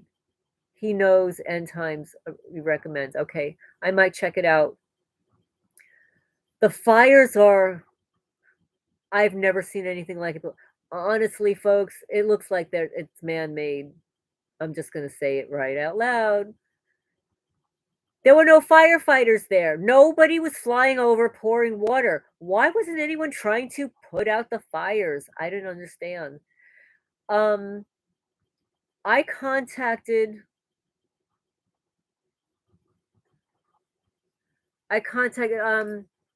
there's a YouTube creator, it's Fully Raw Christina, and she is a vegan now. She only eats raw foods, but she wasn't always only eating raw foods. Like she has before and after photos. She looks amazing, and now she lives in Hawaii. But I emailed last night, hoping that she was okay, and received a quick email back that She lives on a different part of the island. Yes. Oh, yeah, that harp. The harp that angels play? Yeah, that one. Mhm. I hear in the sky.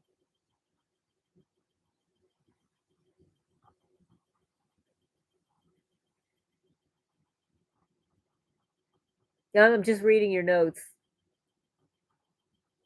Romans 10:9, 10 tells how to get saved.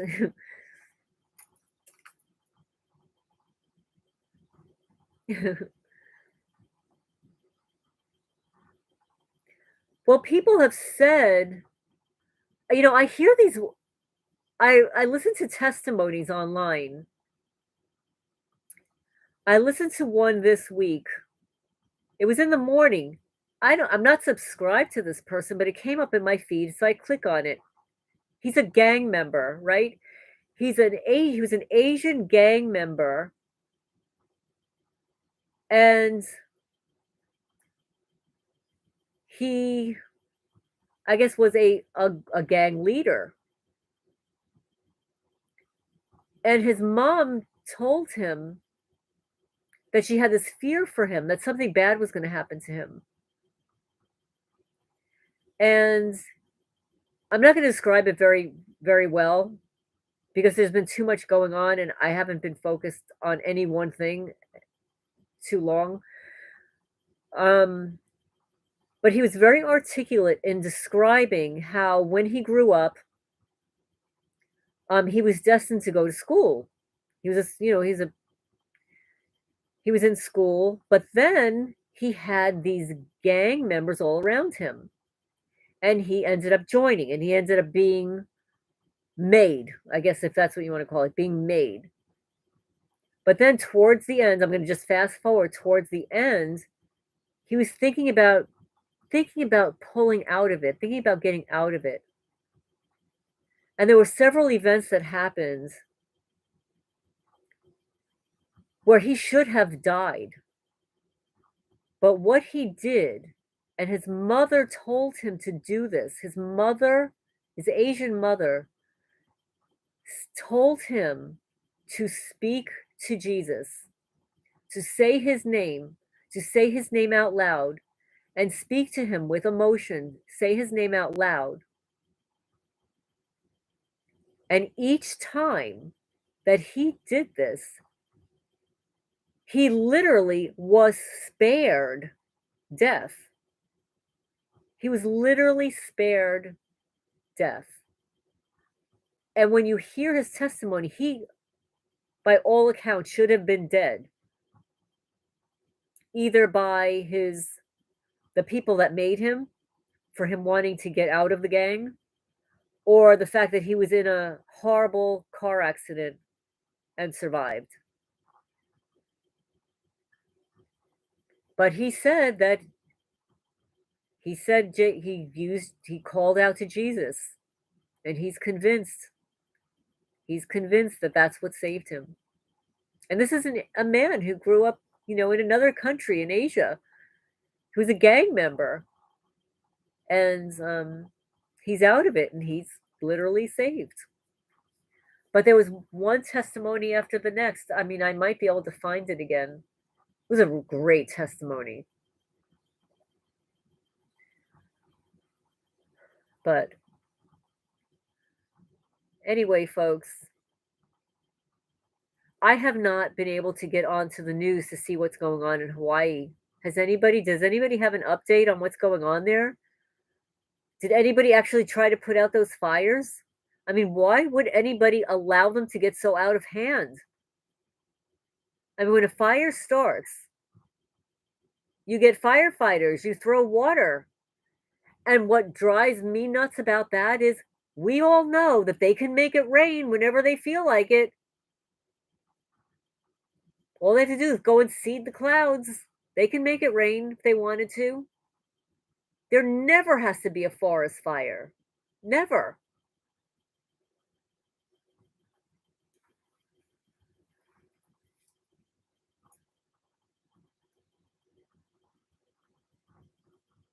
Yes, there was. Yes, there was a hurricane. But where'd that come from? Where did that hurricane I know because the hurricane was 66 miles per hour. Yeah, we can't make this stuff up, folks. The hurricane winds were 66 miles per hour, plus no rain. But they could have make it rain. They could have made it rain. You don't think they make it rain here in Kentucky? Come on, folks. It's August. We've had more rain in August than we've had in May. May is usually our rainy month. We had no rain, but it's been raining. We had rain last night. We had rain this morning, torrential rain this morning. It's not that we don't need it, but it's just very bizarre to have so much of it in August.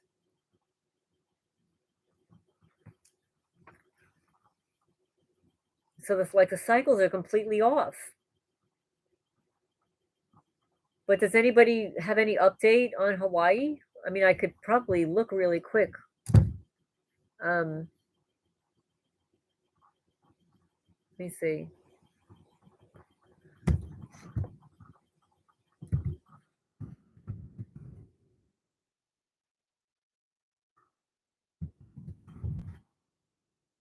Let's see. Hawaii fires today. And what is it saying here? Wildfires leave at least 53 dead on Hawaii's Maui. Fast moving Hawaii fires take its heavy toll on the state's environment. Aerial photos show devastation of Hawaii wildfires that have killed 53 people.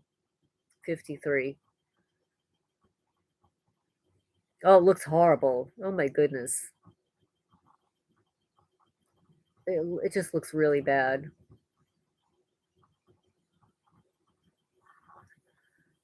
But like, what is the likelihood for them to have like a hurricane with those kinds of winds and a fire to start and nobody knows how the fire started?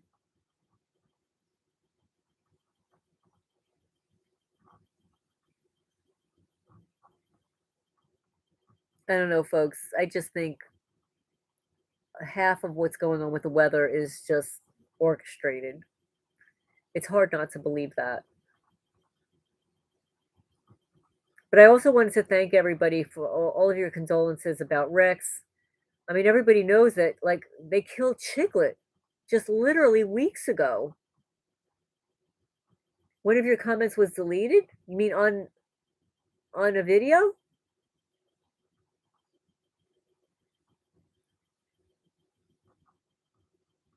I'll have to go check. Because what happens is, YouTube, I guess it depends on what certain words are that they flag. And what happens is when I can go into reading my comments on, oh, here in the chat.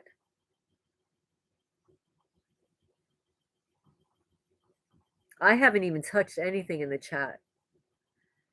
But when I view comments on my videos, I can do it one of three ways. I can actually go to the video and scroll down and see people's comments. I get a copy of your comment sent to my email, and then I can go into my YouTube creator page and just type in.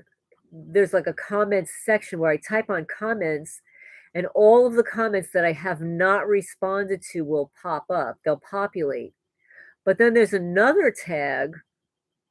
If I click on it, says comments that are held for review.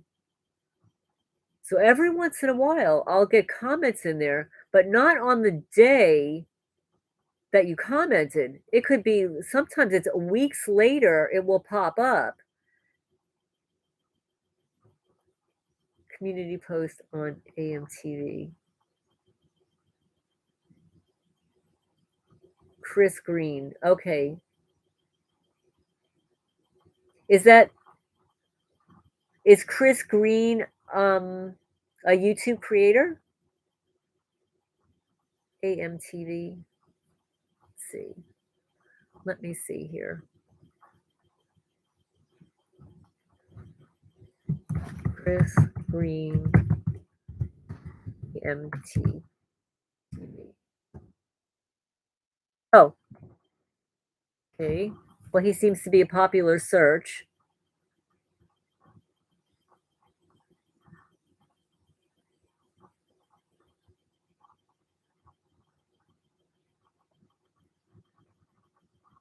Well, I have found the AMTV YouTube channel, The Island Project.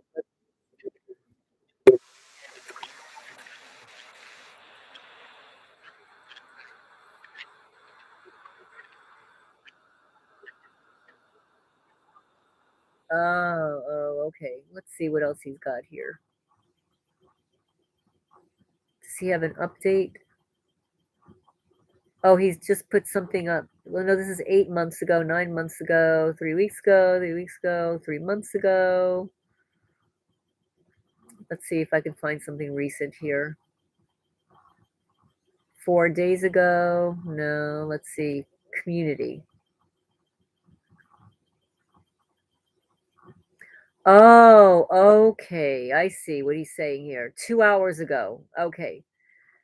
So 2 hours ago, AMTV post my first update. We made it to safety without power and services for a few days. I hear Front Street, Lahaina is totally devastated. All the hotels were without power, cars abandoned on the side of the road, no gas, no shops. We hunkered down the first few nights with fires approaching from multiple directions. We had no news, cellular, or information. Luckily, and to God's glory, we were safe at our location. Let's see, let me click on this for more. We were safe at our location with preps and supplies. The Island Project Maui real estate is miraculously fully intact and unscathed. God bless and pray for the families who lost everything and lives lost. Okay, so that was 2 hours ago, folks. That is the AMTV channel.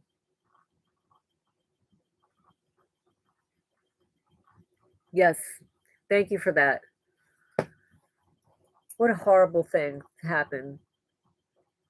But anyway, it's 1 a.m. here in Kentucky. Thank you everybody for joining in and for commenting. And as far as perpetrators in Kentucky, just literally everybody who has ever been here. Miracle is his real estate is still intact. I know, that is amazing. That is just so amazing. He's very fortunate.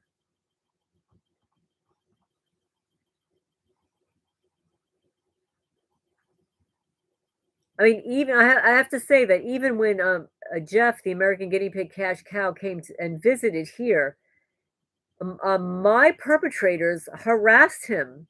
Like, no sooner did he get here, they were on him already. It didn't take long to start him harassing him. I had given him like some food, and one of them was a bag of like pre-mixed, oatmeal in a bag. So he was walking around the property, goes back, and the oatmeal bag that was in his vehicle, they threw out on the floor outside of the vehicle. I don't have an update from Jeff. The last update that I saw was that he did not have Wi-Fi at his current location. Like he's at like an RV park or something like that. And he did put out like a short video that he just doesn't have Wi-Fi, and that's why he's not updating.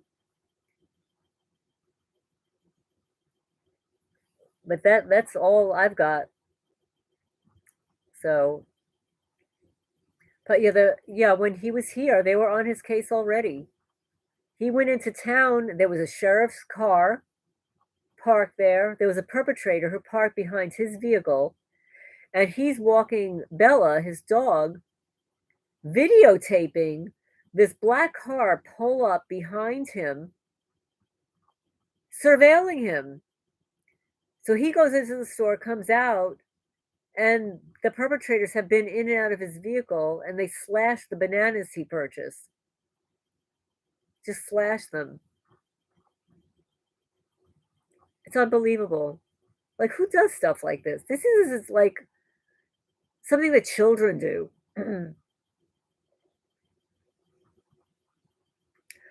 That is a good question. I don't know. And, I don't like talking about other targeted people because we're all targeted differently. We're all suffering and stuff. But um, he was here in May. He was supposed to stay like another 5 days, and he just picked up and left. He didn't say goodbye. I have not heard from him since. He doesn't view my videos anymore. He doesn't post comments. If I post a comment under one of his videos, he never responds anymore. I've had a couple of other women TIs email me privately about him. I'm not going to get into what it is because this is a public, chat. I don't want to talk about other people. Just have to remember that we're all human people, and we have personality traits that we might not like about each other in person. Just because we're targeted people and we're sharing all these disgusting, despicable things that happen to us that brings us close together, it doesn't necessarily mean that we would individually select each other as personal friends and, you know, in the real world and real life and stuff. And people can be very different, when you're scrolling on a screen, or in person, or it doesn't mean that we wouldn't like each other. It just means that we might not have formed like a tight relationship with somebody, but it doesn't mean that you shouldn't remain friendly. We're all in this together. Literally, we are all in this together and we have to stick together. But I have not, and I will just attest to the fact that no, I have not heard from him since May. So, which is a shame. But, other women have said the same thing. So I'm just going to say that targeting or not targeting, we all have different personality traits. Yeah, it was, but you have to remember that people deal with different things differently. Okay, so I disagree with what he did. I do, and I was deeply offended. And then I discussed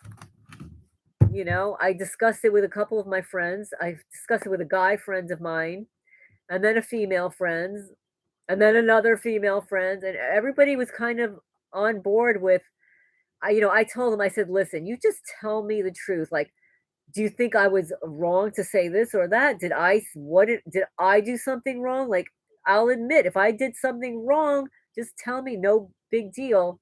But I think that some people have different personality traits and characteristics before they got targeted. The targeting just accentuates those character traits that may or may not be conducive to forming positive personal relationships. We'll leave it at that.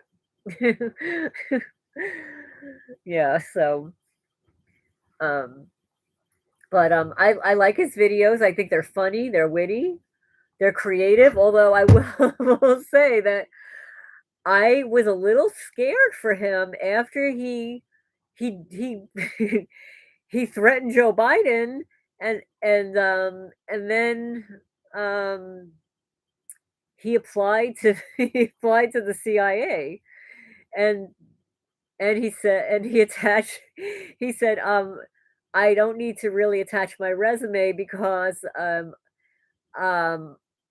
my proof of citizenship is being on the terrorist screening database. I'm on the watch list, so that's proof of my American citizenship. So, yeah, I mean, it's kind of funny. I mean, it's really funny, but you don't want to be writing that literally to the CIA. Like, no, you don't want to do that because they may take you seriously. I mean, I saw in the news, somebody sent it to me. One of you guys sent it to me that I don't know if it was a guy on Facebook. It was some guy on social media. He was threatening. Oh yeah, yeah. Was threatening to shoot up or something Joe Biden or whatever, and then he got swarmed. His house got swarmed. Like you just don't do that stuff. You don't threaten stuff on social media, you know? Especially you don't apply to the CIA, you don't apply to the CIA if you don't want to join. And then he said something like, "Well, if you can't beat them, join them." And it's like, oh, okay, now is this like a joke or did he really do that? So, but anyway, now it's 1:11 a.m., folks. I'm gonna sign off.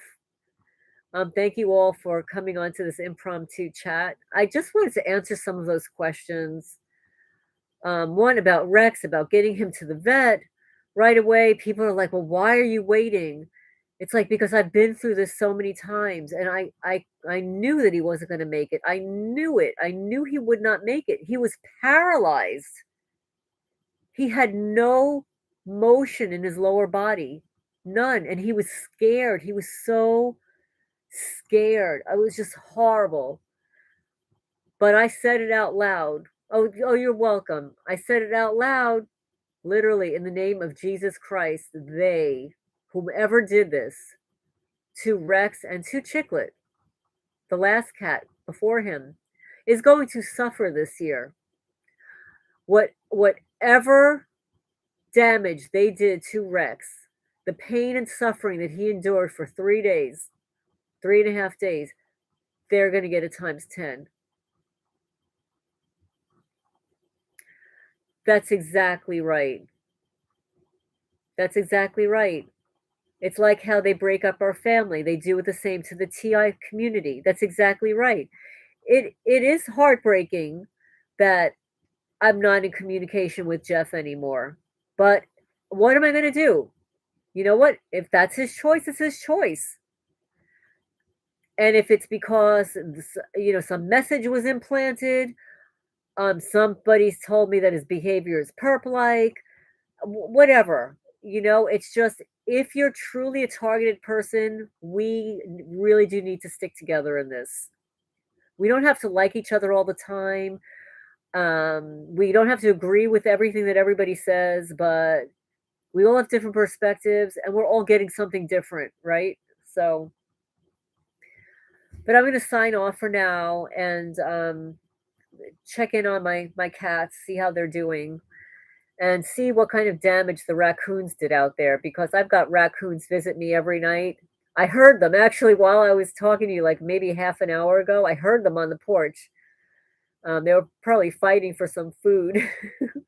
Oh, you're welcome. Have a good night, everybody. Let's see, Kevin, um, Tatton. How do you pronounce? I have to figure out how to Tatton chat what that means, and Jonathan and everybody else that joined in. Thank you for chiming in, and I appreciate you. And I'm going to end the stream right now. So everybody have a great night. Talk to you soon.